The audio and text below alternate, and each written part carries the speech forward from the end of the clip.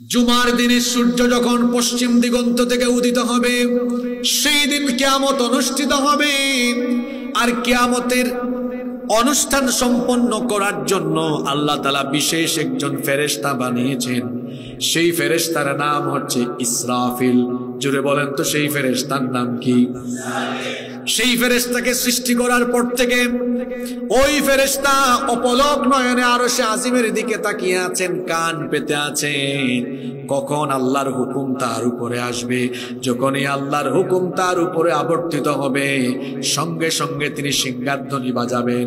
আর ইসরাফিল আলাইহিস সালাম কিয়ামতের উদ্বোধন করার জন্য, কিয়ামতের ঘটনা ঘটানোর জন্য সিংহায় মোট ফুৎকার দিবেন 2 বার। জুড়ে বলেন কয়বার? প্রথমবার সিংহায় যখন ফুৎকার দেওয়া হবে তখন অবস্থা কি হবে? রব্বুল আলামিন বলছেন, ওয়া নুফিখা ফিস সূরি ফাসাইকা মান ফিস সামাওয়াতি ওয়া মান ফিল আরদি ইল্লা মান শাআল্লাহ। আর যখন সিংহায় ফুৎকার দেওয়া হবে, প্রথমবার সিংহার ফুৎকারের পরে আসমান সমূহ আর জমিনে যা আছে সবকিছু তখন ধ্বংস হয়ে যাবে। তখন যারা দুনিয়ায় বেঁচে থাকবে, ইসরাফিলের সিংহার ফুৎকারে কানের পর্দা ফেটে গিয়ে বেহুশ হয়ে তৎক্ষণাৎ মারা যাবে। আল্লাহু আকবার! কি বিকট আওয়াজ! আপনি চিন্তা করেন এই মাইকের সাউন্ড আর কেমন। এটা আমার কানের পর্দা ফাটাতে পারে না। ইসরাফিল আলাইহিস সালাম যখন সিংহায় একটা ফুৎকার মারবেন, এক সিংহার ফুৎকারে, তখন দুনিয়ায় বেঁচে থাকা সব মানুষের কানের পর্দা ফেটে গিয়ে জায়গায় মারা যাবে। আল্লাহু আকবার! কি ভয়াবহ পরিস্থিতি! আসমান জমিন লন্ডভন্ড হয়ে যাবে, সবকিছু ধ্বংস হয়ে যেতে থাকবে। আল্লাহ সূরা ইনফিতারের প্রথম আয়াতে বলছেন আসমানের অবস্থা কি হবে শুনুন। আল্লাহ বলছেন, ইদাস সামাউ ফাতারাত, যখন আসমান দীর্ণ বিদীর্ণ হয়ে যাবে, আসমান ফেটে যাবে। কি ভয়ঙ্কর অবস্থা! ইসরাফিল আলাইহিস সালামের সিংহার প্রথম ফুৎকারের পরে আসমান ফেটে যাবে। যার হুকুমে সবাই বলেন তিনি কি? এখন বলেন তো আসমান একটা নাকি 7টা? আল্লাহ কোরআনে কারীমে বলেছেন, আল্লাযী খালাকা সাবআ সামাওয়াতিন তিবাকা, তিনি আসমানকে 7 স্তরে বিভক্ত করেছেন, 7টি আসমান বানিয়েছেন। আর এই আসমানের বিশালতা এমন, আসমানের বিস্তৃতি এমন, আপনি পিরোজপুরে থাকলেও নীল আসমান দেখবেন, মধুপুরে গেলেও নীল আসমান দেখবেন, ঢাকায় যদি যান সেখানেও নীল আসমান দেখবেন, দেশের বাহিরে যান, দুবাইয়ে যান, ইউরোপে যান, আমেরিকায় যান, সেখানেও নীল আসমান আছে না নাই? আসতে বলবেন না, জুড়ে বলেন আছে না নাই? এই শামিয়ানা, এই প্যান্ডেল, আমি ধারণা করছি এখানে প্রায় 25,000 স্কয়ার ফিট জায়গার উপরে এই প্যান্ডেল বানানো হয়েছে। কিন্তু বলেন তো এই 25,000 স্কয়ার ফিট প্রায় এই প্যান্ডেলটাকে দাঁড় করানোর জন্য এখানে পিলারের সংখ্যা কম না বেশি? আরো জোরে বলেন, কম না বেশি? পিরোজপুরে থাকলেও আসমান, মধুপুরে গেলেও আসমান, ঢাকায় গেলেও আসমান, পৃথিবীর যেখানে যান সেখানেই আসমান। এত বড় আসমান আমাদের মাথার উপরে যিনি ঝুলিয়ে রেখেছেন, সেই মহান সত্তা সুবিশাল আসমানকে মাথার উপরে ঝুলায় রাখার জন্য কত লক্ষ কত কোটি পিলার ব্যবহার করেছেন। আরো জোরে বলেন কয়টা? কোরআনে কারীমের 13 নম্বর সূরা সূরাতুর রা'দের 2 নম্বর আয়াতে আল্লাহ তাআলা বলছেন, আল্লাহুল্লাযী রাফা'আস সামাওয়াতি বিগাইরি আমাদিন তারাউনাহা সুম্মা ইসতাওয়া আলাল আরশ। আল্লাহ তাআলা বলছেন, কোন পিলার ছাড়া, কোন খুঁটি ছাড়া তোমাদের মাথার উপরে আসমান যিনি স্থাপন করেছেন, আসমান যিনি ঝুলিয়ে রেখেছেন, গলার আওয়াজ বড় করে বলেন তিনি কি? আর এই আসমানকে তিনি এমনি এমনি সৃষ্টি করেন নাই। এই পৃথিবীবাসীর জন্য, তাদের সেফটির জন্য, সিকিউরিটির জন্য, প্রোটেকশনের জন্য এই আসমানকে আল্লাহ তাআলা একটা প্রোটেকশন রুফ, সুরক্ষিত ছাদ বানিয়েছেন। এজন্য আল্লাহ তাআলা কোরআনে কারীমের 21 নম্বর সূরা সূরাতুল আম্বিয়া এর 32 নম্বর আয়াতের মধ্যে বললেন, ওয়াজআলনাস সামাআ সাকফাম মাহফুযা ওয়া হুম আন আয়াতিহা মুরিদুন। আর তোমাদের মাথার উপরে স্থিত আসমানকে আমি সুরক্ষিত ছাদ বানিয়েছি। The sky has been built as a roof for the protection of the earth. এই আসমানকে আল্লাহ পৃথিবীবাসীর সুরক্ষার জন্য সুরক্ষিত ছাদ বানিয়েছেন। এখানে মাথার উপরে শামিয়ানা না দিলে কি হতো? আমাদের উপরে কুয়াশা আরো বেশি পড়তো। আমাদের বাড়িতে টিনের চাল অথবা ছাদ আছে কেন? যাতে করে শীতের রাতে কুয়াশা না পড়ে, তারপরে বর্ষাকালে বৃষ্টি যেন না পড়ে, গ্রীষ্মকালে যেন রোদের প্রচন্ড তাপ না লাগে। আমাদের বাসা বাড়িকে সেফ রাখার জন্য বাসা বাড়িতে আমরা ছাদ দিয়েছি কি দেই নাই? জোরে বলেন, দিয়েছি কি দেই নাই? তা আপনার মাথায় কি এটা আসে না? বিশাল এই পৃথিবীর উপরে আল্লাহ তাআলা আসমানকে এমনি এমনি বানিয়েছেন। কি মনে হয় আপনাদের এমনি এমনি বানিয়েছেন? আল্লাহ কোরআনে বলছেন সাকফাম মাহফুযা, সুরক্ষিত ছাদ বানিয়েছে। আর এখন বিজ্ঞানীরা সেটা প্রমাণ করে দিয়েছেন, সত্যি সত্যি আসমান আছে বলে পৃথিবী সুরক্ষিত আছে, নইলে পৃথিবী খুঁজেও পাওয়া যেত না, ধ্বংস হয়ে যেত। কিভাবে ধ্বংস হতো? ঠিক বললেন পরে শোনেন আগে। এই মহাশূন্য আসমানের নিচে অবস্থিত। এই মহাশূন্য বা আসমানের উপরে অনেক কিছু আছে। সেখানে তারকামণ্ডলী, সেখানে উল্কাপিণ্ড আছে। এই যে উল্কা, কোন একটা উল্কা যদি পৃথিবীতে একবার আসতে পারে, পৃথিবীতে কিচ্ছু থাকবে না, সব জ্বলে পুড়ে একদম কি হয়ে যাবে? ছাই হয়ে যাবে। এগুলো যেন আসতে না পারে, আসমানকে আল্লাহ সুরক্ষিত ছাদ বানিয়েছে। শুধু তাই নয়, পৃথিবীর উপরস্থিত বায়ুমণ্ডলে অনেকগুলো স্তর আল্লাহ সৃষ্টি করেছেন। আজকের বিজ্ঞানও এগুলো গবেষণা করে পেয়েছে। এই যে আল্লাযী খালাকা সাবআ সামাওয়াতিন তিবাকা, কত সায়েন্টিফিক কথা আল্লাহর কোরআনের। আজকে বিজ্ঞান গবেষণা করে দেখেছে সত্যি তো এখানে 7 স্তর আছে। এই যে ট্রাপোস্ফিয়ার, স্ট্র্যাটোস্ফিয়ার, আয়নোস্ফিয়ার, ম্যাগনেটোস্ফিয়ার, এক্সোস্ফিয়ার, এ ধরনের বায়ুমণ্ডলীয় স্তর আছে বলে আমরা সুরক্ষিত আছি। আজকে দিনের বেলা আমি কিশোরগঞ্জে ছিলাম, দেখলাম তাপমাত্রা 31 ডিগ্রি সেলসিয়াস ছিল। কিন্তু যে সূর্য থেকে এই হিটটা আসে, সূর্য পৃথিবী থেকে 9,30,00,000 মাইল দূরে, সোজা বাংলায় বলতে গেলে 15 কোটি কিলোমিটার দূরে। সুবহানাল্লাহ পড়তে ইচ্ছে করে না? 15 কিলোমিটার না 15 কোটি কিলোমিটার? 15 কোটি কিলোমিটার দূরে অবস্থিত। কারণ আজকে তাপমাত্রা ছিল 31, কিন্তু সূর্যের কাছে আছে, বিজ্ঞানীরা বলেছেন সূর্যকে যে টেম্পারেচার দেওয়া হয়েছে তার পরিমাণ হলো 1,40,00,000 সেন্টিগ্রেড তাপমাত্রা। আল্লাহু আকবার। এখন আপনারা আমাকে বলেন তো, এই 1,40,00,000 সেন্টিগ্রেড যদি আসতো, পৃথিবীতে কেউ বেঁচে থাকতো? হ্যাঁ, 35-34 হইলেই মানুষ পাগল হয়ে যায়, গরমে বেহুশ হয়ে যাওয়ার উপক্রম হয়। এখন 1,40,00,000 সেন্টিগ্রেড হিট কেন আসতে পারে না? ওই যে বায়ুমণ্ডলে আল্লাহ স্তর সৃষ্টি করে রেখেছেন, এখানে এসে এটা বাধাপ্রাপ্ত হয়। সোজা বাংলায় বলি, ফিল্টার বুঝেন তো আপনারা? দেখবেন বাজারে 3 স্তর, 4 স্তর, 5 স্তর, 6-7 স্তরের ফিল্টার আছে। আর্সেনিক যুক্ত বা দূষিত পানিকে দিলেও ওই 6-7 স্তরে পানিগুলো কি হয়ে যায়? ফিল্টারিং হয়, পিউরিফাই হয়ে বের হয়। সূর্যের আলোগুলো এই স্তরগুলোতে এসে যখন বাধাপ্রাপ্ত হয়, তখন বাধাপ্রাপ্ত হয়ে এই স্তরগুলো অতিক্রম করে করে করে করে দেখা যায় সূর্যের আলোগুলো ওখানে বাধাপ্রাপ্ত হওয়ার কারণে যতটুকু আলো আর টেম্পারেচার হলে পরে দুনিয়ার ভারসাম্য ঠিক থাকবে, আল্লাহ ঠিক ততটা আলো আর ততটা হিট এই দুনিয়াতে প্রেরণ করেন। তাহলে মাথার উপরের আসমান এটা কি এমনি বানানো হয়েছে না কারণ আছে? কারণটা কি? সুরক্ষিত ছাদ বানিয়েছেন আল্লাহ এটাকে। The sky has been built as a roof for the protection of the earth. পৃথিবীবাসীর সুরক্ষার জন্য এই আসমানকে সুরক্ষিত ছাদ বানিয়েছেন। কি একটা আসমান না, 7 আসমান আছে। ইসরাফিল আলাইহিস সালামের সিংহার ফুৎকারের পরে আসমান ফেটে যাবে, ফেটে গিয়ে একটা আসমান আরেকটার উপরে ঠাস ঠাস করে পড়ে যেতে থাকবে। আল্লাহু আকবার! কি বিভৎস, কি ভয়াবহ, কি ডেঞ্জারাস পরিস্থিতি।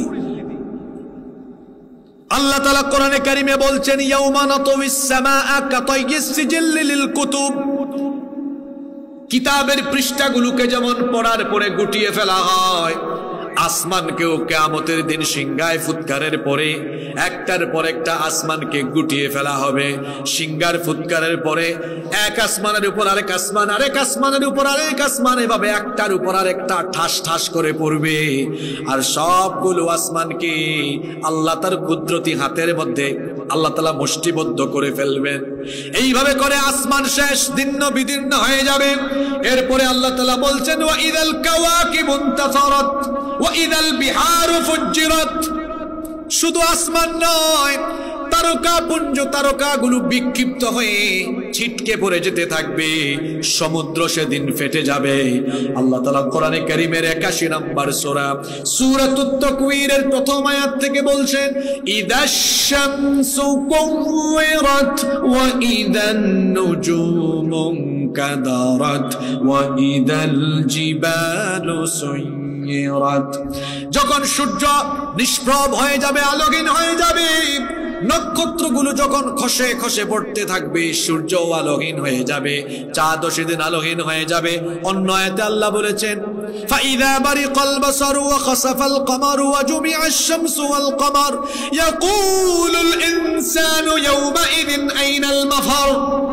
চাঁদ সূর্য একাকার হয়ে যাবে, নিষ্প্রভ হয়ে যাবে, আলোহীন হয়ে যাবে, তারকাগুলো ফেটে যেয়ে দীর্ণ বিদীর্ণ হয়ে ইসরাফিলের সিংহার ফুৎকারে তারকাগুলো বিক্ষিপ্ত হয়ে পড়ে যেতে থাকবে। আল্লাহু আকবার। এই সূর্য পৃথিবীর চাইতে 13 লক্ষ গুণ বড়। সূর্য পৃথিবীর চেয়ে কত লক্ষ গুণ বড়? সূর্যের চাইতে বড় কোনো জিনিস তো মহাশূন্যে নাই। এই যে তারকাগুলো আপনারা খুব ছোট দেখেন, অ্যাস্ট্রোনমি ম্যাগাজিন, অ্যাস্ট্রোনমি ম্যাগাজিন খুব চমৎকার একটা আর্টিকেল প্রকাশ করেছে। সেখানে বিজ্ঞানের সর্বশেষ প্রাপ্ত তথ্য অনুযায়ী তারা মহাশূন্যে সবচাইতে বড় তারকার সন্ধান যে তারকার পেয়েছেন সেটার নাম তারা দিয়েছেন ওয়াইইউ স্কুটি। ওয়াইইউ স্কুটি। এর চাইতেও আরো বিশাল তারকা আছে, কিন্তু তাদের যন্ত্রপাতি দিয়ে এখনো এই পর্যন্ত নাগাল তারা পেয়েছেন। যে তারকা এখনো পর্যন্ত তাদের যন্ত্রপাতির মাধ্যমে তারা আবিষ্কার করতে পেরেছেন যে এটাই আমাদের দেখা এই পর্যন্ত সবচেয়ে বড় তারকা, সেটার নাম তারা দিয়েছেন ওয়াইইউ স্কুটি, যেটা সূর্যের চাইতে আরো 500 কোটি গুণ বড়। কেমন পাবলিক রে বাবা, সুবহানাল্লাহ, মুখ দিয়ে বাইর হয় না। সূর্য পৃথিবীর চাইতে 13 লক্ষ গুণ বড়, মানে পৃথিবী যত বড় 13 লক্ষ পৃথিবীকে সূর্যের মধ্যে ঢুকায় রাখা যায়। আল্লাহু আকবার। এই সূর্যের চাইতে 500 কোটি গুণ বড় তারকা আল্লাহ মহাশূন্যে সৃষ্টি করেছেন। এরকম একটা তারকা, জোরে বলেন একটা তারকা।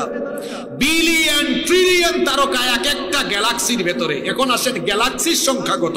বিজ্ঞানীরা বলেছেন আমাদের প্রাপ্ত তথ্য অনুযায়ী পৃথিবীতে এখনো 2 লক্ষ কোটি তারকার সন্ধান আমরা পেয়েছি। মহাশূন্যে এখনো তারা 2 লক্ষ কোটি তারকা এই গ্যালাক্সির সন্ধান পেয়েছে। এর বাহিরেও আরো আছে না নাই? ইসরাফিল সিংহার ধ্বনি মারবে প্রথমে কয়বার? জোরে বলেন কয়বার? আপনি কি বুঝতে পারছেন? একটু ফিল করেন। আসমান শেষ, সূর্য শেষ, চন্দ্র শেষ, সূর্যের চেয়ে 500 কোটি গুণ বড় বড় তারকা ফেটে ফেটে চতুর্দিকে চূর্ণ বিচূর্ণ হয়ে, মেসাকার হয়ে, লণ্ডভণ্ড হয়ে চতুর্দিকে বিক্ষিপ্ত হয়ে যাবে। আল্লাহু আকবার।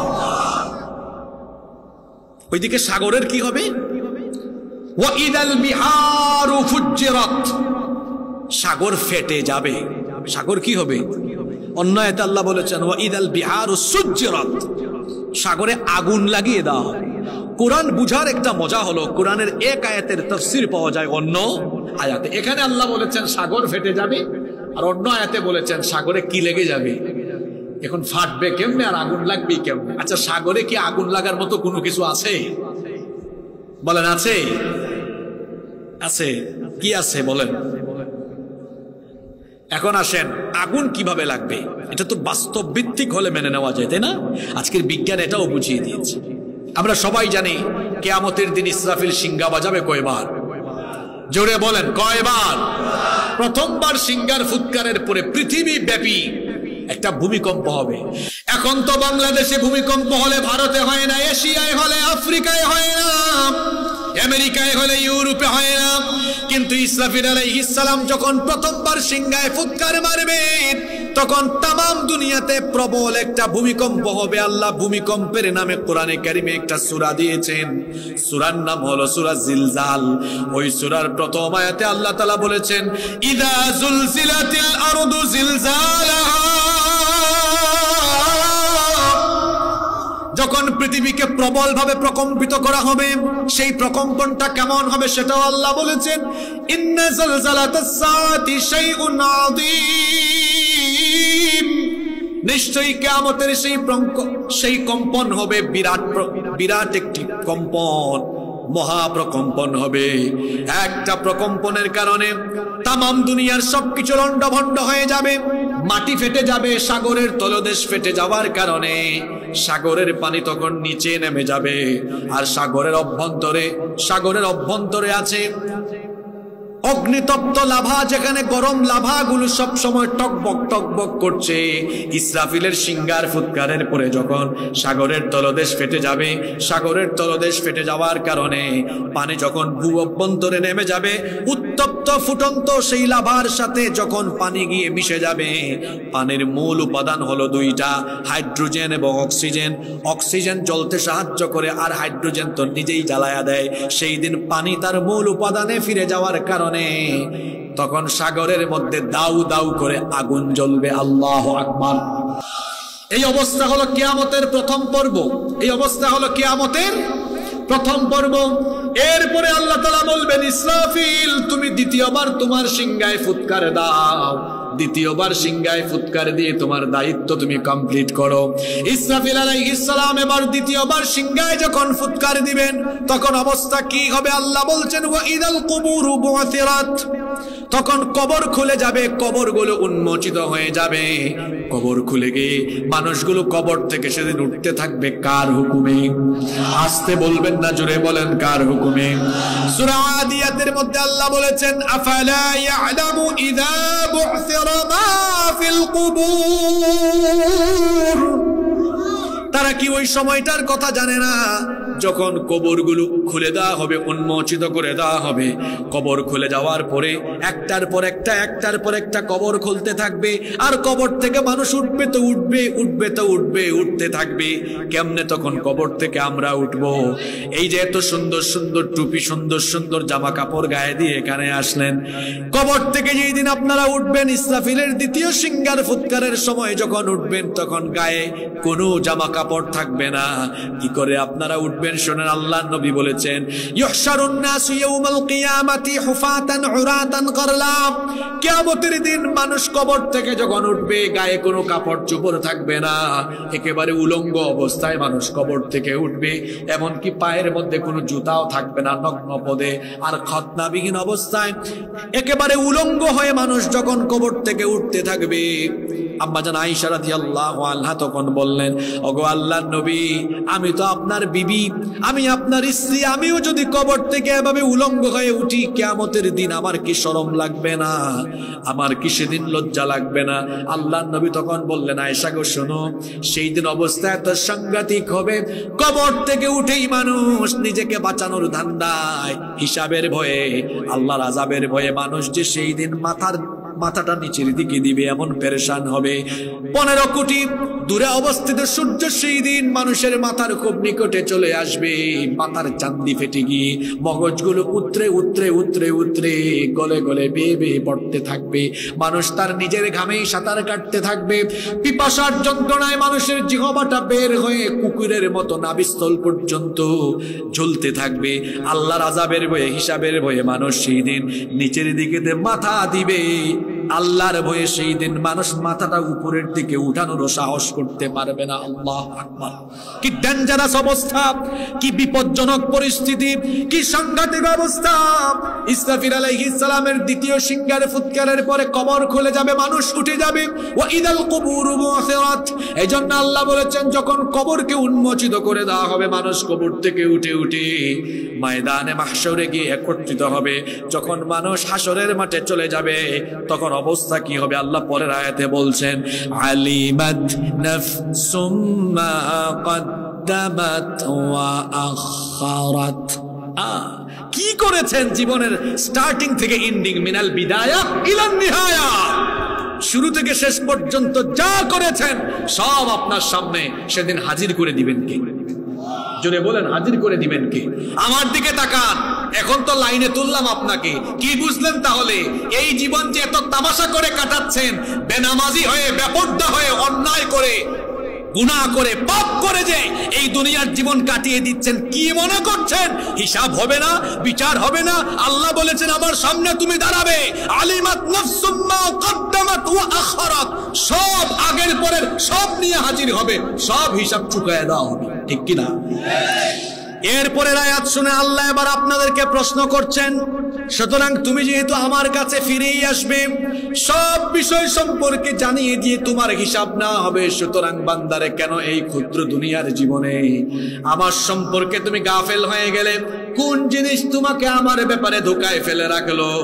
আল্লাহ এবার আপনাকে প্রশ্ন করছেন, আল্লাহ তাআলা আপনাকে জিজ্ঞেস করছেন, ইয়া আইয়ুহাল ইনসানু মা গাররাকা বিরাব্বিকাল কারীম।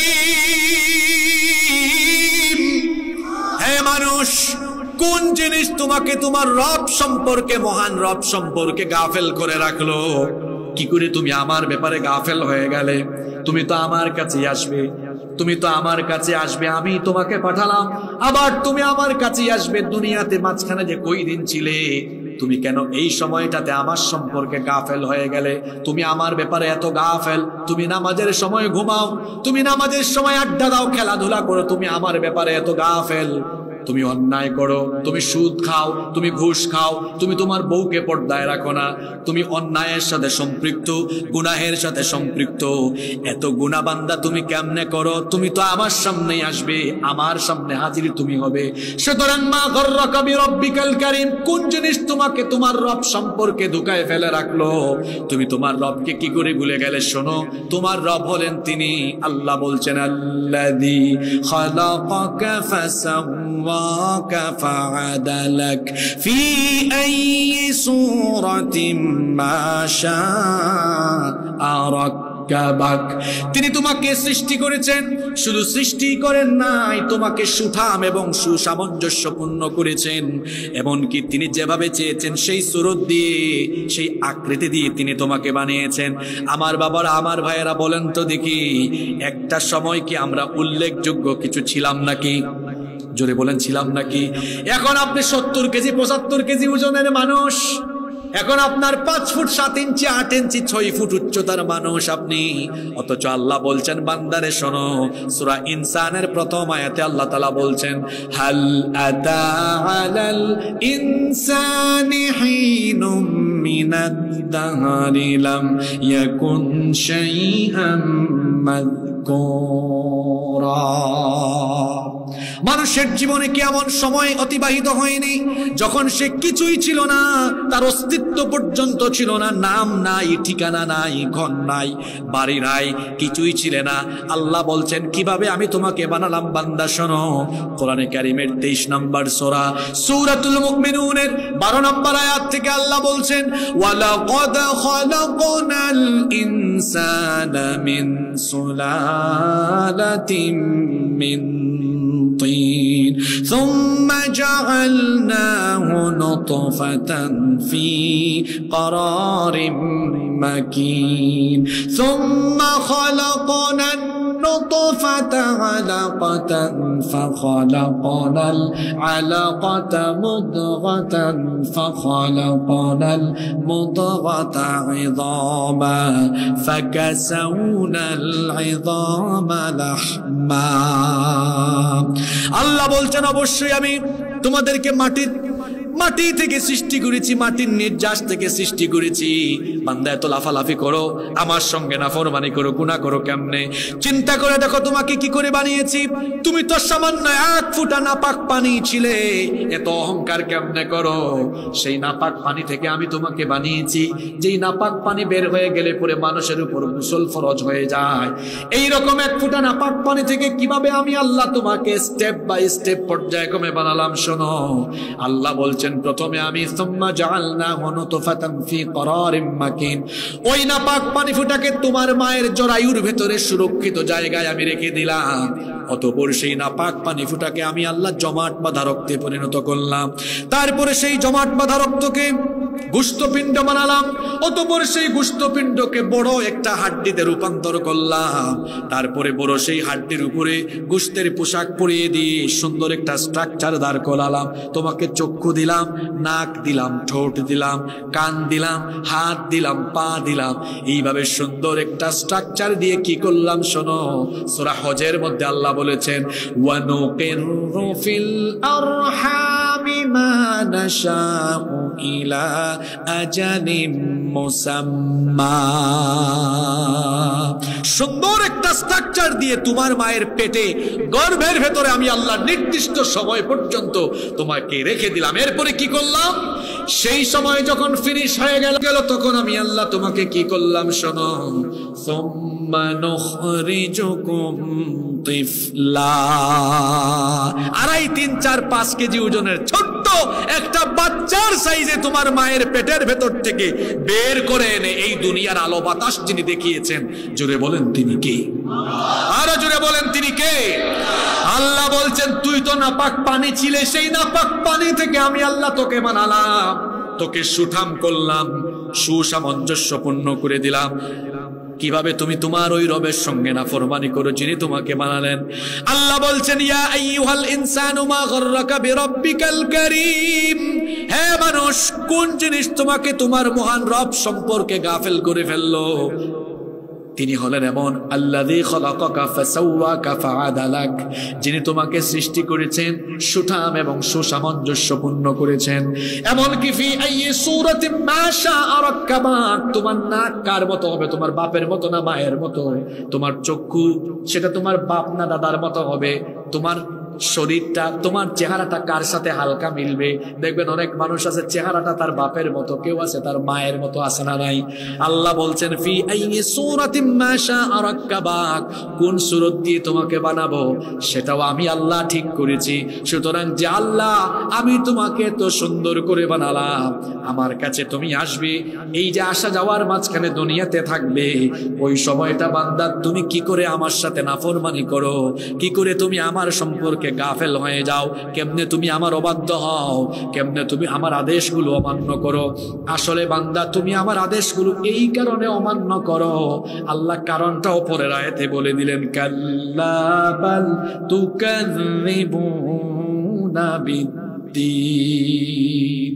কারণ হলো তোমরা অনেকেই মনে করো এটাই শেষ, আমি আর জীবিত হব না, মরার পরে আল্লাহ আমাকে ধরবেন না। আল্লাহ বলছেন কাল্লা, কখনো নয়, কখনো নয়, বাল তুকাযযিবুনা বিদ্দীন, বরং তোমরা বিচার দিবসকে মিথ্যা মনে করছো, কিন্তু এটা মিথ্যা নয়, এটা হবেই হবে। তুমি মরার পরে আবার আমি তোমাকে জীবিত করব। আপনাদের সন্দেহ আছে?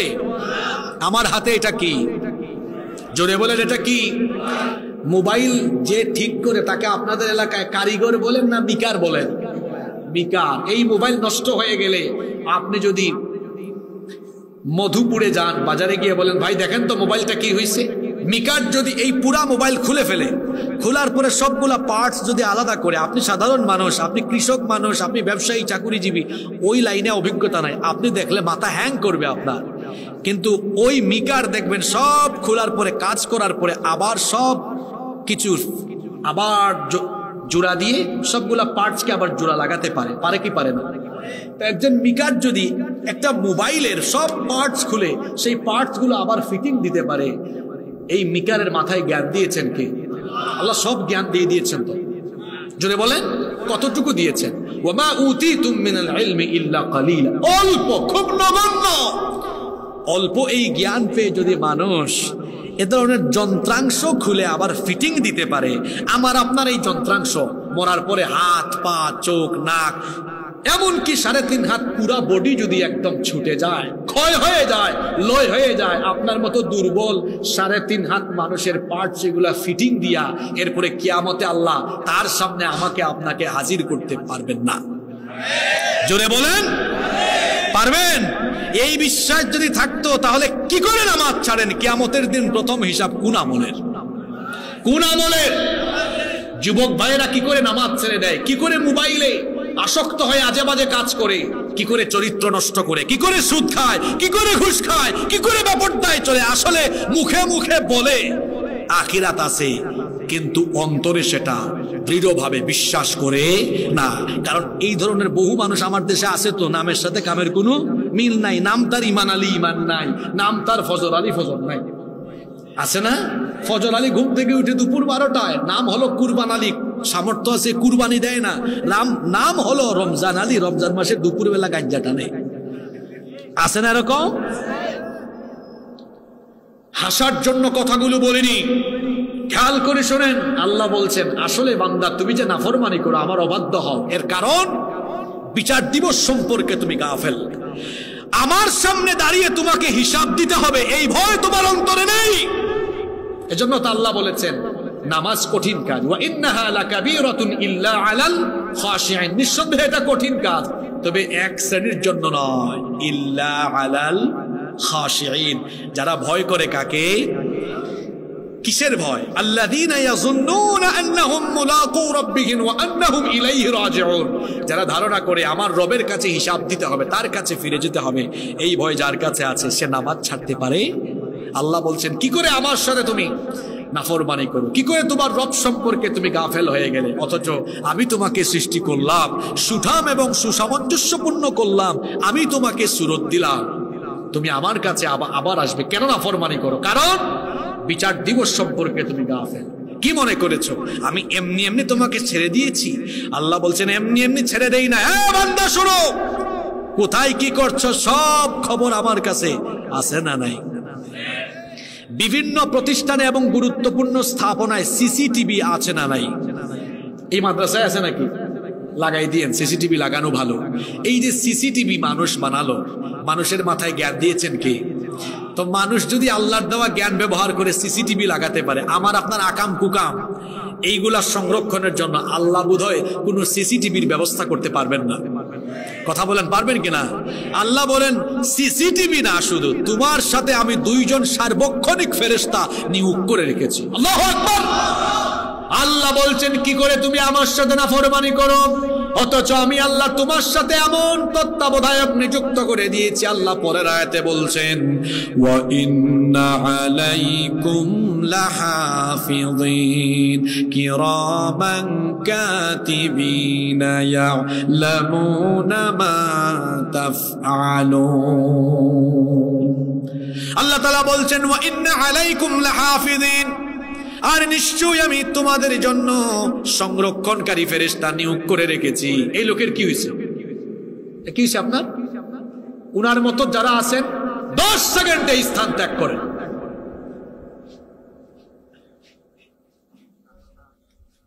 এগুলো কোরআনের মজমার সাথে বেয়াদবি। 1 ঘন্টা হয়েছে আমি কথা বলা শুরু করেছি, কোরআন হাদিসের বাইরে একটা কথা বেরোচ্ছে আমার মুখ দিয়ে।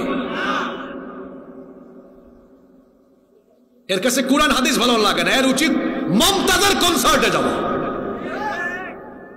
আদব কায়দা নাই এদের কাছে। এ ধরনের শ্রোতা যারা আছে এক্ষুনি উঠে স্থান ত্যাগ করেন। মজা লাগে না কোরআন হাদিস, তাই না? উপলব্ধি করতে পারছেন হ্যাঁ কথাগুলো? তাফসীরুল কোরআন বিল কোরআন, কোরআন দিয়ে কোরআনের কথা চলছে। এক একটা আয়াত অন্য আয়াত দিয়ে বুঝিয়ে দেওয়া হচ্ছে, বিজ্ঞান দিয়ে বাস্তবতা দিয়ে আপনার হৃদয়ে ঢুকানোর চেষ্টা করছে। শয়তান খুঁচা মারে নাকি আপনাকে?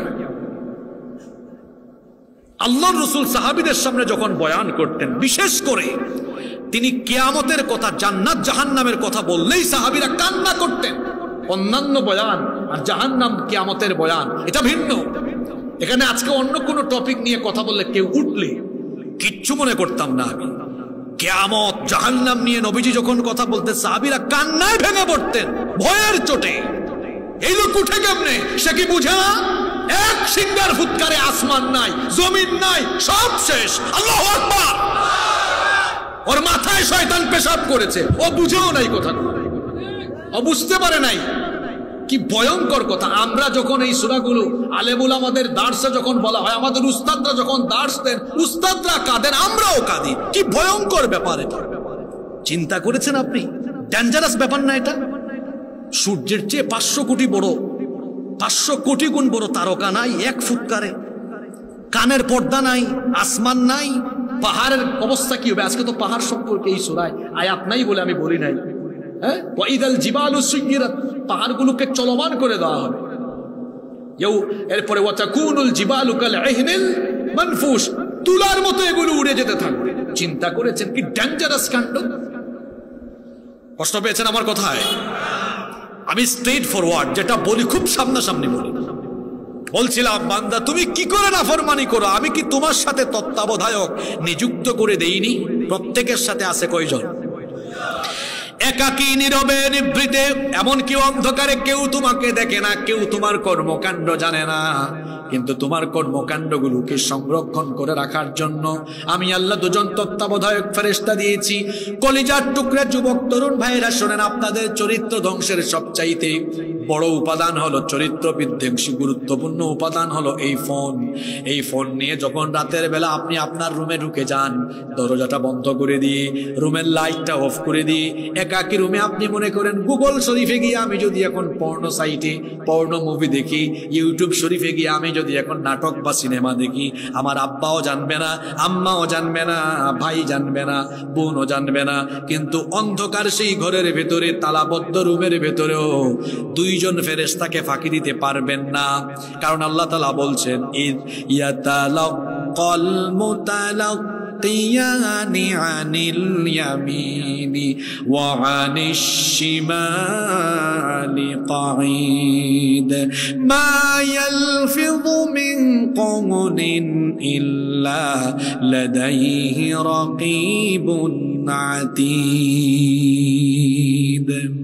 ডানে এবং বামে দুজন ফেরেশতারা যখন আমলনামা গ্রহণ করে, অর্থাৎ আমলনামা লিপিবদ্ধ করে, কোনো কিছু তখন বাদ পড়ে না। ভালো ভালো আমলগুলো ডান দিকের ফেরেশতা লিখে, আকাম কুকাম যা হয় সেগুলো বাম দিকের ফেরেশতা লিখে। তুমি যখন বান্দা কোনো খারাপ কাজ করো, সেটা বাম দিকের ফেরেশতা নোট করে ফেলে। যখন তুমি কোনো ভালো কাজ করো, তখন ডান দিকের ফেরেশতা নোট করে ফেলে।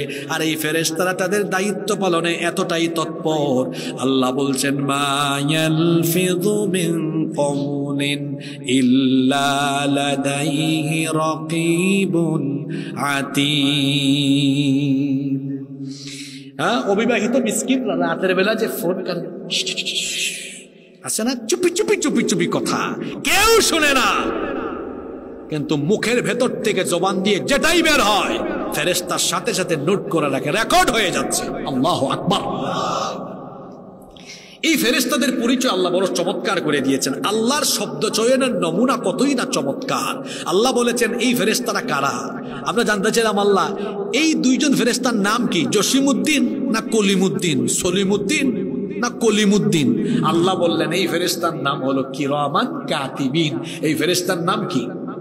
কিরামান কাতিবিন, সম্মানিত লেখক। সুবহানাল্লাহ, আল্লাহর কোরআনের শব্দ চয়ন কত সুন্দর। কিরামান কাতিবিন, সম্মানিত লেখক, অর্থাৎ তারা এমন কিছু করেন না যাতে করে তাদের সম্মানহানি হয় বা অসম্মানজনক কোনো কাজ তারা করেন না। কারণ তারা আমলনামা লিপিবদ্ধের সময় কারো সাথে পক্ষপাত দুষ্ট আচরণ করেন না, অন্যায় কিছু লিখে দেন না, পক্ষ দেন না যে আমি অমুকের পক্ষ দিলাম, অথবা কারো উপর অন্যায়ভাবে কোনো জিনিস চাপিয়ে দেন না। একজন করে নাই, ওইটা লিখে ফেলেছে, এরকম কোনো অভ্যাস তাদের ভেতরে নাই। কিন্তু আমাদের ভেতরে তো আছে। হ্যাঁ, কেউ কিছু করে নাই, তার নামে ওইটাই আমরা মামলা লিখে দিই। বাস পুরায় একজন, মামলা খাইছে আরেকজন। যুদ্ধাপরাধী, মানবতা বিরোধী কাজ করেছে একজন, ফাঁসি খাইছে আরেকজন। আছে না নাই? এরা কি করে নাই বলেন? কুরআনের পাখি আল্লামা শহীদ আল্লামা দেলোয়ার হোসেন শাহীদিকেও যুদ্ধাপরাধ, মানবতা বিরোধী মিথ্যা নাটক মঞ্চস্থ করে নির্মমভাবে তাকে শহীদ করে দেওয়া হয়েছে। এগুলো শয়তানও বিশ্বাস করে। আমাদের কাছে 2 নম্বরই আছে, কিন্তু ওই কিরামান কাতিবিনের কাছে কোনো 2 নম্বরই নাই। যা করবেন আপনি তাই তারা লিখবে, এমনকি বিনিময় গ্রহণের কোনো সিস্টেমও তাদের কাছে নাই যে আপনার থেকে কিছু ঘুষ খাইয়া বলল ভাই আপনারটা একটু কম লিখবো রিপোর্টে, কিছু বিনিময় দেন। এইরকম বিনিময়ের অভ্যাস, বিনিময় নেওয়ার অভ্যাসও তাদের ভেতরে নাই। এরা এমন ইয়ালামুনা মা তাফআলুন, আপনি যা করেন সব তারা জানে, সব লিখে একদম যা করবেন হুবহু তা তারা লিখবে। এই জন্যই কিয়ামতের দিন আমলনামা হাতে পেয়ে অনেকে বলবে মালি হাদাল কিতাব, এটা কেমন কিতাব, লা ইউগাদিরু সগীরাতান ওয়ালা কাবীরাতান ইল্লা আহসাহা, ছোট বড় কিছুই তো বাদ নাই। আরে এখানে তো এমন গুনাহ আছে যেটা আমি ছাড়া কেউ জানে না, এটা এখানে আসলো কেমনে? কারণ ওই যে সার্বক্ষণিক নিয়োজিত দুই ফেরেশতার মাধ্যমে এগুলো লিপিবদ্ধ করে দেওয়ার ব্যবস্থা করেছেন কে? এই রিপোর্টগুলো যখন আল্লাহ কিয়ামতের দিন দিবেন, যেটাকে বলা হয় আমলনামা, জান্নাতি লোকেরা ডান হাতে গ্রহণ করবে, জাহান্নামীরা বাম হাতে গ্রহণ করবে। হিসাব নিকাশ আরম্ভ হয়ে যাবে। সেই দিন দল হবে দুইটা, জুড়ে বলেন দল হবে কয়টা? এক দল হবে ফারিকুন ফিল জান্নাহ, জান্নাতি দল, ওয়া ফারিকুন ফিস সাঈর, আরেক দল হবে জাহান্নামী। জান্নাত আর জাহান্নামী দল কখনো সমান নয়। আসহাবুল জান্নাতি হুমুল ফাইজুন, জান্নাতি যারা সফল কাম হলো তারা। এই জান্নাত আর জাহান্নামীদের সাথে সেদিন কেমন আচরণ করা হবে আল্লাহ পরের আয়াত থেকে বলছেন, ইন্নাল আবরারা লাফি নাঈম ওয়া ইন্নাল ফুজ্জারা লাফি জাহিম। ইন্নাল আবরারা লাফি নাঈম, নিশ্চয়ই পুণ্যবান সৎকর্মশীল নেককার বান্দারা নেয়ামতের ভেতরে থাকবে। নেয়ামত কি? জান্নাত পুরোটাই হলো নেয়ামতের জন্য। আল্লাহ অন্য আয়াতে বলেছেন, ওয়া ইদা রাআইতা সুম্মা রাআইতা নাঈমান ওয়া মুলকান কাবীরা, বান্দা তুমি আমার জান্নাতের যেদিকেই তাকাবে অতঃপর আবার তাকাবে, আবার তাকাবে, যেদিকেই তাকাবে শুধু নেয়ামত আর নেয়ামত তুমি দেখতে পাবে। কুরআনের মজাই হলো এটা। এক আয়াতের তাফসীর অন্য আয়াতে আছে, পরবর্তী সূরা মুতাফফিফিনের মধ্যে আল্লাহ এই নেয়ামতের কথা এভাবে বলছেন, ইন্নাল আবরারা লাফি নাঈম আলাল আরাইকি ইয়ানদুরুন তারিফু ফি ওজুহিহিম নাদরাতান নাঈম ইউসকাউনা মির রাহিকিম مختوم ختامه مسك وفي ذلك فليتنافس المتنافسون ومزاجه من تسنيم عينا يشرب بها المقربون। আল্লাহ বলছেন নিশ্চয়ই সৎকর্মশীল পুণ্যবান নেককার বান্দারা নেয়ামতে থাকবে, এমন নেয়ামত আলাল আরাইকি ইয়ানদুরুন, জান্নাতের সুউচ্চ, জান্নাতের কারুকার্য খচিত সুউচ্চ আসনে বসে বসে হেলান দিয়ে তারা জান্নাতের দৃশ্য অবলোকন করবে। সুবহানাল্লাহ। শুধু তাই নয়, আল্লাহ বলেছেন ইউসকাউনা মির রাহিকিম মাখতুম, তাদেরকে উত্তম মোহরযুক্ত শরাব থেকে পান করানো হবে। এরপরে আল্লাহ বলছেন মিজাজুহু তাসনিম, তাসনিমের ফ্লেভার সেখানে দিয়ে দেওয়া হবে। আইনাই ইয়াশরাবু বিহাল মুকাররাবুন, সেখান থেকে আল্লাহর নৈকট্যশীল বান্দারা পান করবে। আরে জান্নাতের নেয়ামতের কথা কি আর বলবো, অকল্পনীয় অবর্ণনীয় নেয়ামত এই জান্নাতের ভেতরে রেখে দিয়েছেন কি আল্লাহ বলছেন, ফালা তা'লামু নাফসুম মা উখফিয়া ফালা তা'লামু নাফসুম মা উখফিয়া মিন কুররাতি আ'য়ুনিন জাযাআম বিমা কানু ইয়ামালুন, কেউ জানে না তার কৃতকর্মের প্রতিদান হিসাবে কেমন নয়ন জোড়ানো, নয়ন প্রীতি করে জান্নাত আমি রেখেছি। হাদিসে কুদসিতে আল্লাহ তাআলা বলেছেন, আ'দাতু লিইবাদিয়াস সালিহিন মা লা আইনুন রাআত ওয়া লা উযুনুন সামিআত ওয়া লা খাতরা আলা কলবি বাশার, আমি আমার নেককার বান্দাদের জন্য এমন অকল্পনীয়, এমন অবর্ণনীয় নয়ন প্রীতি করে জান্নাত রেখেছি। মা লা আইনুন রাআত, যা পৃথিবীর কোন চক্ষু এখনো দেখাও নাই। আল্লাহু আকবার। এই পৃথিবীর অনেক সুন্দর সুন্দর জায়গা আছে না নাই? কক্সবাজারে গেলে কত ভালো লাগে, সিলেটের পাহাড় দেখলে কত ভালো লাগে, রাঙামাটিতে গেলে কত ভালো লাগে, বান্দরবনে সাজেকে গেলে কত ভালো লাগে, সুইজারল্যান্ডে গেলে কত ভালো লাগে। এই সব কিছুকে সুন্দর করে বানিয়েছেন কি? দুনিয়া সুন্দর, মানুষ সুন্দর, আসমান সুন্দর, জমিন সুন্দর, সুন্দরে সুন্দরে পাল্লা, জানি না কত সুন্দর তুমি আল্লাহ, জানি না কত সুন্দর তুমি আল্লাহ। সুবহানাল্লাহ। এগুলো যদি এত সুন্দর হয় তো আল্লাহ জান্নাত কত সুন্দর করে বানিয়েছেন। আল্লাহ বলেছেন মালা আইনুন রাআত, পৃথিবীর কোন চক্ষু ওটা দেখেনি, ওয়ালা উযুনুন সামিআত, কোন কান সেই নিয়ামত ভালোভাবে শুনতে পারেনি সেই নিয়ামত সম্পর্কে, ওয়ালা খাতরা আলা কলবি বাশার, সেই সৌন্দর্য কোনো মানুষ তার অন্তর দিয়ে উপলব্ধি করতে পারে নাই। আল্লাহু আকবার। কি নাই? হ্যাঁ, কোন খাবারটা নাই? যা চাইবে বান্দা তাই পাবে। রেস্টুরেন্টে গিয়ে খাবার অর্ডার করলে আসতে 10-15 মিনিট সময় লাগে, আর জান্নাতে জান্নাতীরা যখন যে খাবার চাইবে চাওয়া মাত্রই তার সামনে হাজির হয়ে যাবে। সুবহানাল্লাহ। শুধু কি তাই? জান্নাতে অনেক ধরনের সফট ড্রিঙ্কস আছে। আল্লাহ তাআলা কোরআনে কারিমে বলেছেন যে 4 ধরনের শরাব তাদের জন্য থাকবে। ফিহা আনহারুম মিন মাইন গায়রি আসিন, সুমিষ্ট পানির ঝর্ণা থাকবে। ওয়া আনহারুম মিন আসালিম মুসাফফা, সেখানে মধুর ঝর্ণা থাকবে। ওয়া আনহারুম, এরপরে ওয়া আনহারুম মিন লাবানিন লাম ইয়াতাগায়্যার তা'আমুহু, এমন দুধ যার স্বাদ নষ্ট হয় না। আপনাদের দুধের স্বাদ নষ্ট হয়, আজকে দুধ দহন করে ঘরের মধ্যে রাখেন, আজকে খাইলে ঠিক আছে, আগামীকাল দুধ থাকবে না। দুধ থাকবে, টক টক লাগবে, পরের দিন দধি হয়ে যাবে, ঘি হবে, মাখন হবে। কিন্তু জান্নাতে যে দুধের ঝর্ণা আল্লাহ রেখেছেন, এটার স্বাদ আল্লাহ অপরিবর্তনীয় রেখেছেন। দুধ সব সময় দুধই থাকবে। সুবহানাল্লাহ। এরপরে আছে সেখানে আরেকটা রইল না বাকি, দুধের ঝর্ণা, মধুর ঝর্ণা, মিষ্টি পানির ঝর্ণা। আরেকটা কি বাকি থাকলো? ওয়া আনহারুম মিন খামরিন লাযযাতিন লিশ-শারিবিন, সেখানে আছে উত্তম শরাবের ঝর্ণা, এমন ড্রিঙ্কস। এই দুনিয়াতে তো মানুষ মদ খাইলে মাতাল হয়, বউকেও মা ডাকে। আল্লাহ বলেছেন এটা এমন লা ফিহা গাউলুন ওয়ালা হুম ইউনজাকুন, এটা খেলে মানুষের সেন্স বিলুপ্ত হবে না, তার এনার্জিও কমবে না, এনার্জি আরো বেড়ে যাবে। সুবহানাল্লাহ। সেখানে আছে হুর ওয়া যাওয়াজনাহুম বিহুরিন আইন, ডাগর ডাগর চক্ষু বিশিষ্ট হুরদের সাথে আল্লাহ বিবাহ দিবেন। হরিণীর মতো টানা টানা চক্ষু তাদের। আহারে কি সুন্দর, কি সুশ্রী, সুনয়না, সুস্নিগ্ধা, সুকেশিনী, সুহাসিনী, সুভাষিনী, কোন গুণকে তাদের মধ্যে নাই? আল্লাহু আকবার। টাঙ্গাইলের জরিনা সকিনা দেখলে যুবকরা পাগল হয়ে যায়, একটা আরেকটারে কয় দোস্ত দেখছ মাথা ঠিক নাই। এই জরিনা সকিনার দিকে তো মানুষের চক্ষু গিয়েছে।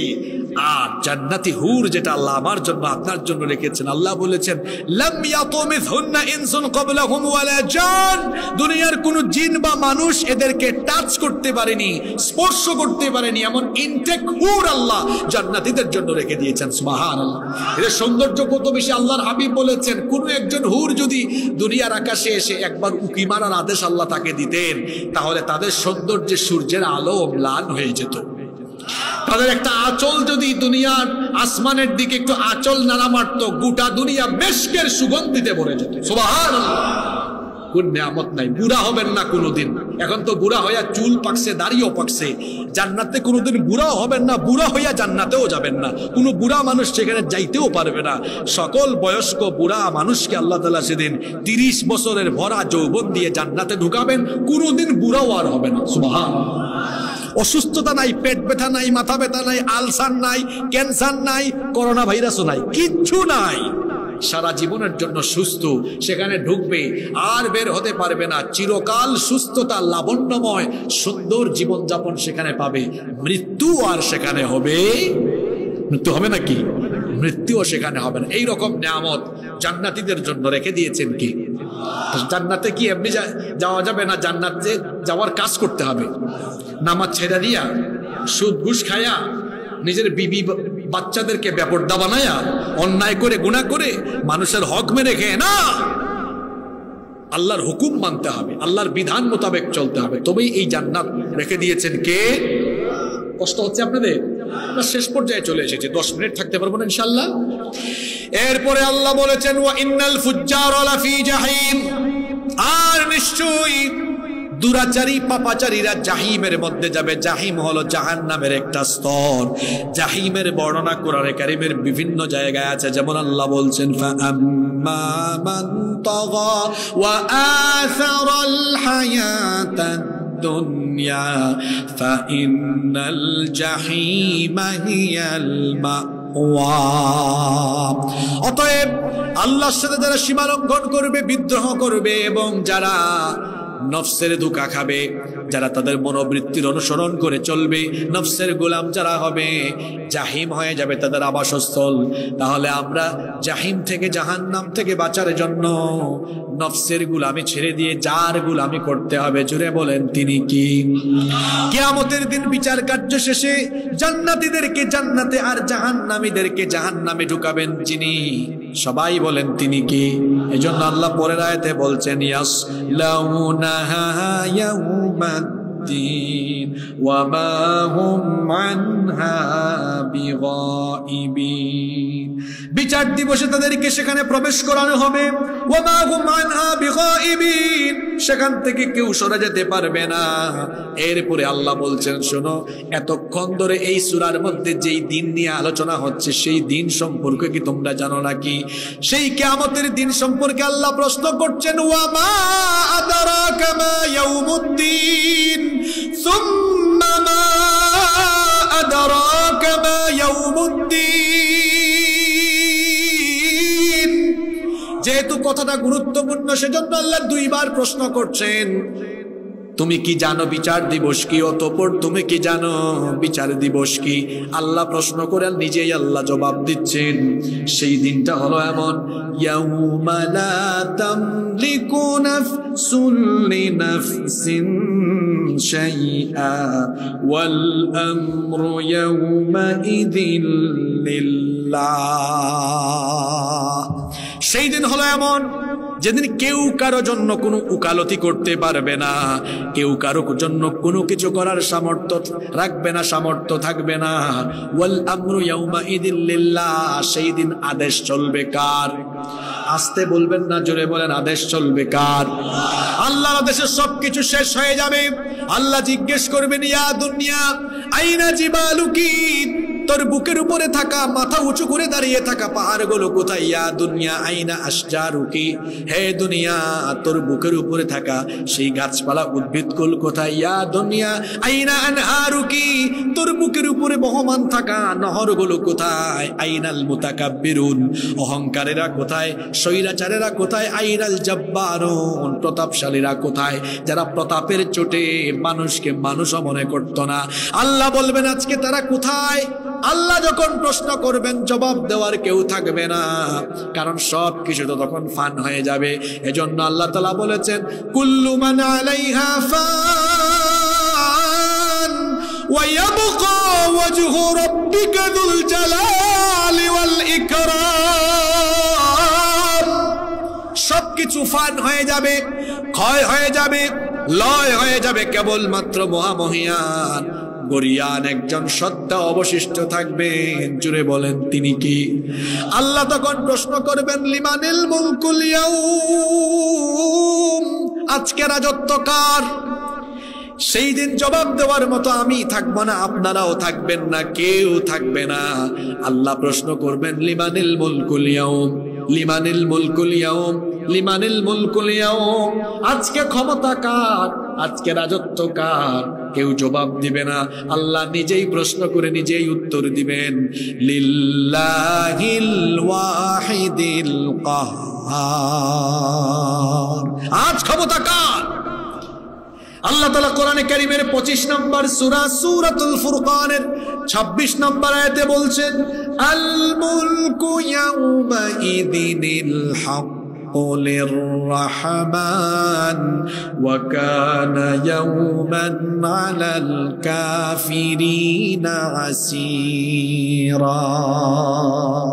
সেই দিন মুলক, পাওয়ার, অথরিটি, সভরেন্টি, ক্ষমতা, দাপট, কর্তৃত্ব কেবল একজনের থাকবে।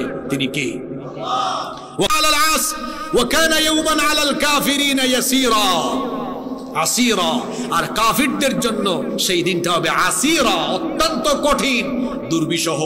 আমার বাবা জানরা, আমার ভাই জানরা, ওই কঠিন দিন আসন্ন, অত্যাসন্ন, আসবেই আসবে। সেই দিন আসার আগেই আমাদের নিজেদেরকে সেই দিনের জন্য প্রস্তুত করার দরকার আছে না নাই? আল্লাহ জিজ্ঞেস করছেন, আফা হাসিবতুম আন্নামা খালাকনাকুম আবাসাও ওয়া আন্নাকুম ইলাইনা লা তুরজাউন, মানুষ কি মনে করেছে আমি এমনি এমনি সৃষ্টি করেছি, তাদেরকে ছেড়ে দিব? ওয়া আন্নাহুম ইলাইনা লা তুরজাউন, ওয়া আন্নাহুম ইলাইনা লা তুরজাউন, তারা কি আমার কাছে ফিরে আসবে না? অবশ্যই আমার কাছে ফিরে আসতে হবে। সব জিনিসের হিসাব হবে, বিচার হবে। এই যে কিয়ামত ঘটবে, কিয়ামতের চিত্র কিভাবে ঘটবে, তারপরে কিয়ামতে কি অনুষ্ঠিত হবে, সব জানার পরেও কি আমাদের ধোঁকায় পড়ে থাকা উচিত? আল্লাহ তো এই কথাই বলছেন, ইয়া আইয়ুহাল ইনসানু মা গাররাকা বিরাব্বিকাল কারীম, হে মানুষ, কোন জিনিস তোমার রব সম্পর্কে তোমাকে গাফেল করে রাখলো? আমার বাবাজান ভাইজান, অনুরোধ করে যাচ্ছি, সেই মহান সত্তা, মহান রব সম্পর্কে গাফেল হবেন না। 24টা ঘন্টা সেই মহান রবের হুকুম মেনে তার পাঠানো হাবিবের তরিকা মতো জীবন গঠন করতে পারলেই আছে দুনিয়ায় সফলতা, আখিরাতেও সফলতা। এই জন্য একদিন বা 2 দিন তাফসীর মাহফিল শেষ করলেই আমাদের দায়িত্ব শেষ না, বরং সারা বছর, সারা জীবন আল্লাহর কোরআনের রঙে নিজেকে রাঙানে, আল্লাহর কোরআনের রঙে নিজেকে রাঙিয়ে কোরআনের মতো করে আমার জীবনকে গঠন করে কোরআনের পথে পরিচালিত হতে পারলেই আমার দুনিয়াও সফল হবে, আখিরাতও সফল হবে ইনশাআল্লাহ। এজন্য আমি আপনাদেরকে অনুরোধ করব, সেই আখিরাতে নাজাত পাওয়ার জন্য হাক্কুল্লাহ, আল্লাহর হক, হাক্কুল ইবাদ, বান্দার হক, এই 2 হক সম্পর্কে সচেতন হয়ে যান। 5 ওয়াক্ত নামাজ কাজা করবেন না, জামাতের সাথে 5 ওয়াক্ত নামাজ আল্লাহর ওয়াস্তে আদায় করুন। যুবক ভাইদেরকে বলবো, পিতামাতার খেদমত করুন। যারা বিবাহিত, সন্তানের হক আদায় করুন, স্ত্রীর হক আদায় করুন। অন্যায় কোনো পাপের সাথে সম্পর্ক রাখবেন না। সুদের সাথে, ঘুষের সাথে, অন্যায়ের সাথে, দুর্নীতির সাথে মানুষের হক মেরে খাওয়ার ব্যাপারে, মুআমালাতের ব্যাপারে সচেতন হন। আমাদের অনেক ভাইয়েরা আছেন, নামাজ টামাজ সবই ঠিক আছে, মুআমালাতে ডিস্টার্ব, টাকা আনে মানুষের থেকে দেয় না, ওয়াদার খেলাফ করে, এরকম মানুষ আছে না? মানুষ চেনা যায় তার সাথে সফর করলে কিংবা তার সাথে লেনদেন করলে। লেনদেনে অসচ্ছ হবেন না, মানুষের সাথে লেনদেন ঠিকঠাক রাখবেন, কথা দিলে কথা রাখবেন, কারণ ওয়াদার পর খেলাফ করা এটা মুমিন না, মুনাফিকের আলামত। গালিগালাজ, অশ্লীলতা, বেহায়াপনা, নোংরামির পথ ছেড়ে দিয়ে নিজেদেরকে আসুন আমরা আল্লাহর খাঁটি গোলাম হিসাবে পরিগণিত করবার চেষ্টা করি। তাহলে এই দুনিয়াতে আমাদের জন্য রয়েছে মুক্তি, আখিরাতেও মুক্তি। দুনিয়াতেও আমাদের জন্য রয়েছে সফলতা, আখিরাতেও রয়েছে সফলতা। আল্লাহ তাআলা সেই আলোকে আমাদের জীবন গঠন করবার তৌফিক দান করেন। এবং এই সূরাগুলো থেকে আমরা যত কথা বললাম এবং শুনলাম, আমি সহ আমাদের সবাইকে আল্লাহ আখিরাতমুখী জীবন পরিচালনার তৌফিক দান করেন। আমরা সবাই বলি আমিন।